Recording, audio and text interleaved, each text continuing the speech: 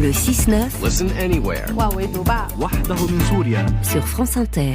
Géopolitique avec vous, Gallagher Fenwick, bonjour. Bonjour. Gallagher, ce matin, vous nous parlez d'un petit État qui est au centre de l'intense activité diplomatique en cours au Proche-Orient. Il fait à peine la taille de l'Île-de-France, mais son influence s'étend bien au-delà de ses frontières. Ces 30 dernières années, l'Émirat du Qatar a patiemment tissé sa toile diplomatique. Un réseau à base de ballons et de gisements d'hydrocarbures, mais pas seulement. En France, ce réseau a notamment le visage souriant du président du PSG. Une diplomatie du sport qui a culminé avec l'organisation de la dernière et très coûteuse Coupe du Monde de foot. Un puits financier qui semble sans fond, alimenté par une manne gazière considérable qui est aussi une source d'influence. En pleine crise des approvisionnements en énergie fossile, suite aux sanctions contre la Russie, c'est vers lui, le Qatar, que plusieurs nations se sont tournées. Un club de foot ambitieux, du gaz et une chaîne d'information en continu qui domine le marché arabophone, Al Jazeera. Derrière cette publicité et ces outils,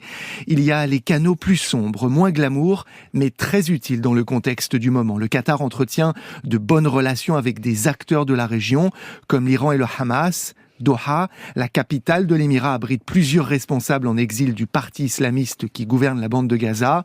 Ce Qatar-là et ses connexions sont à l'esprit de certains des pays qui cherchent des solutions à la crise en cours au Proche-Orient. Mais cette proximité avec le Hamas ne nourrit-elle pas la méfiance à l'égard du Qatar, Gallagher ? Bien sûr, Marion, mais l'Émirat a su démontrer son habileté sur des dossiers sensibles. Durant le dernier affrontement majeur entre Israël et les factions gazaouis en 2014, c'est lui qui a joué les médiateurs. Israël connaît bien les liens du Qatar avec le Hamas, dont l'Émirat assure la survie financière depuis des années, des millions de dollars, mais aussi des déclarations qui laissent peu de doute sur le camp qu'il semble avoir choisi. Quelques heures après les attentats du Hamas, Doha a tenu, je cite, Israël pour seul responsable de l'escalade actuelle. Malgré ces mots, ses relations avec l'Iran, le pays abrite la plus grande base militaire américaine au Moyen-Orient. Des contradictions qui en font l'une de ces nations au positionnement ambigu.